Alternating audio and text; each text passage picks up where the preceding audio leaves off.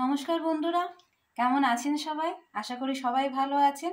আমি আবার চলে এসেছি একটা খুব নাম করা রেসিপি, যেটা হয়তো ভারতে বলুন বা বাংলাদেশে বলুন সব জায়গায় খুব প্রচলিত। সেটা হচ্ছে শুটকি মাছ। শুটকি মাছটা আমি আমার মতন করে করব, সেই রেসিপি নিয়ে আমি চলে এসেছি আজকে। তো চলুন শুরু করা যাক। প্রথমে কড়াইতে আমি তেল দিয়ে দিচ্ছি।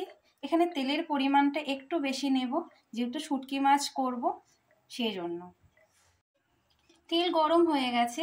আমি এখানে নিয়ে নিয়েছি পুঁই বিটুলি আর নিয়েছি 3টে বড় আলু। এই আলুগুলোকে আমি কেটে নিয়েছি। এবার এগুলো আমি তেলের মধ্যে দিয়ে দিই। আলুগুলোকে আমি এখানে ভালো করে লাল করে ভেজে নিয়েছি। এরপরে আমি এখানে একটা পেস্ট করেছি। পেস্টের মধ্যে রয়েছে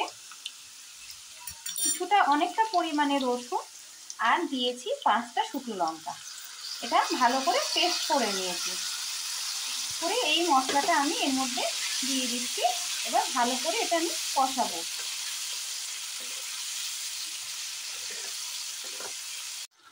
পেস্টের মধ্যে আমি আগের থেকে হলুদ, নুন আর সামান্য একটু লঙ্কার গুঁড়ো দিয়েছি। বেশি লঙ্কার গুঁড়ো দিইনি, কারণ আমি অলরেডি এখানে শুকনো লঙ্কা দিয়েছি পেস্টের মধ্যে। এবার এটাকে আমি কষাবো ভালো করে।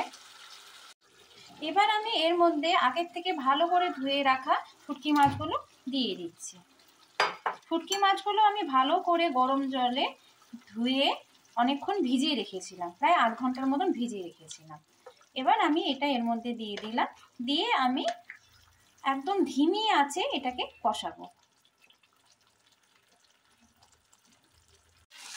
দেখুন, যখন ভালো করে একদম কষানো হয়ে যাবে, যখন একদম গা মাখা মাখা হয়ে যাবে, তখন আমি এর মধ্যে সামান্য পরিমাণে গরম জল দিয়ে দেব।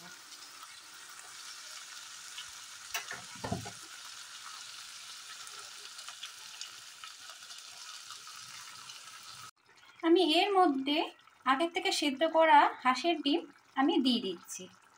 আমি হাঁসের ডিমটাকে ভাজিনি, কাঁচাই দিচ্ছি, যাতে এই গ্রেভির সাথে ডিমটা সুন্দরভাবে